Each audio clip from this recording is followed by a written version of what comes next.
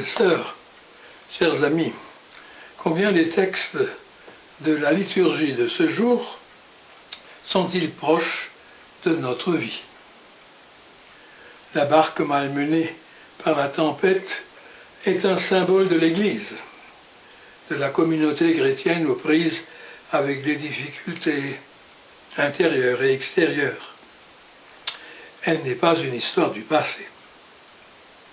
L'histoire d'Élie partit à la recherche de Dieu, celle de Pierre, essayant de rejoindre son maître sur les flots, ou encore celle des disciples assaillis par la peur au milieu de la tempête. C'est bien l'histoire, la réalité même de nos communautés. Ne portons-nous pas au fond de nos cœurs bien des difficultés et des soucis, bien des interrogations et des doutes?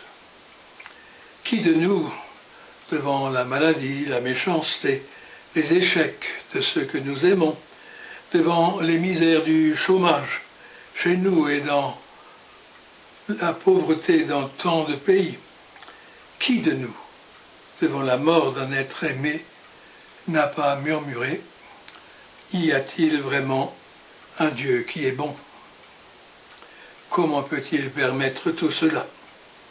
Si Jésus est vraiment ressuscité, lui plus fort que la mort, ne devrait-il pas se manifester pour nous sauver?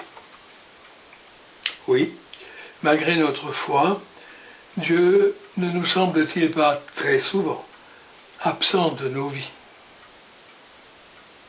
L'histoire d'Élie, évoquée dans la première lecture, peut éclairer notre recherche de Dieu. Le prophète avait tout fait pour plaire à Dieu. Pourtant, il se trouve démuni. Son ennemi Jézabel ne perçoit rien de la grandeur de Dieu alors qu'Élie pensait avoir démontré sa puissance. Désespéré, il s'enfuit dans le désert. Dans une solitude totale, écrasé par le poids de ses échecs, le prophète crie vers le Seigneur: « Je n'en peux plus. Maintenant, prends ma vie. Je ne vaux pas mieux que mes frères. » N'est-ce pas notre propre cri? Et le Seigneur restaure les forces de cet homme brisé en lui donnant le pain du désert. Puis il le convie sur le mont Horeb. C'est là que commence la lecture proclamée dans cette liturgie. Au mont Horeb, tout s'éclaire. Élie découvre que Dieu n'est pas dans l'ouragan, ni dans la tempête, ni même dans le feu. Dieu, il le découvre dans le silence. Après ce feu vinrent un murmure, une brise légère. Textuellement, une voix silencieuse, ténue, ou encore dans le murmure d'un silence. Ainsi, le prophète, saturé d'échecs, blessé par l'idolâtrie de son peuple, fait une expérience inoubliable. Il découvre que s'ouvrir à la tendresse de Dieu, c'est aussi savoir accueillir au sein des échecs et des lassitudes le mystère de sa présence silencieuse. Non pas découvrir sa puissance, mais sa présence, toute ténue, fragile, imperceptible, dans l'épaisseur grise du quotidien et dans le monde apparemment sans Dieu. Dieu reste présent à ses côtés et continue d'être pour lui un Dieu sauveur au milieu de la tourmente. La même expérience, nous la retrouvons dans l'Évangile. Les disciples viennent de participer à la multiplication des pains. Leur foi ne devrait-elle pas être sans faille? Mais voilà qu'ils font l'expérience de l'abîme, c'est-à-dire du mal et de la mort, sens biblique de la mer, n'est-ce pas, sur laquelle ils sont ballottés. Pourtant Jésus est près d'eux, il est au milieu d'eux. Attention, ne laissons pas trotter notre imagination friande de merveilleux. Le Christ marchant sur l'eau, déchaîné, symbole du mal et de la mort, c'est le Christ pascal, ressuscité, vainqueur de la mort.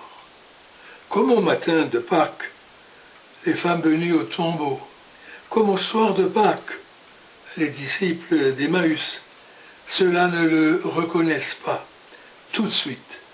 Ils le prennent pour un fantôme. Pourtant, le Christ est là. Et il leur dit, il nous dit maintenant, pourquoi avoir peur?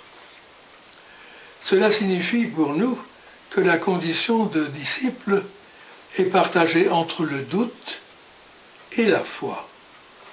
Vous savez, il ne faut pas douter de celui qui dit avoir peur, mais avoir peur de celui qui dit qu'il ne connaît pas le doute.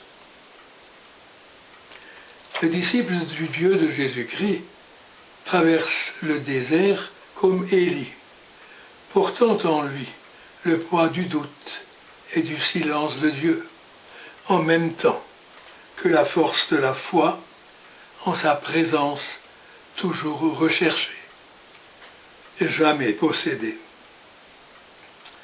Nous sommes embarqués avec nos frères et sœurs croyants, avec tous les hommes, dans la même aventure passionnante et éprouvante à la fois. Car le Dieu que nous cherchons ne s'impose pas à nous, ne nous force pas la main au moyen d'arguments, de preuves, de signes spectaculaires. Le Dieu que nous cherchons est un Dieu effacé, discret, humble, un petit bébé dans une crèche, un condamné à mort, assassiné sur une croix. Il se manifeste d'une façon silencieuse, ténue, au point qu'à peine reconnu, il échappe à nouveau, nous laissant sur le chemin, son chemin, ou de manière aussi inattendue, il nous rejoindra le temps d'un regard, d'une parole, d'un repas. La véritable démarche de la foi, c'est regarder Jésus, écouter, le reconnaître et laisser sa parole vivre en soi.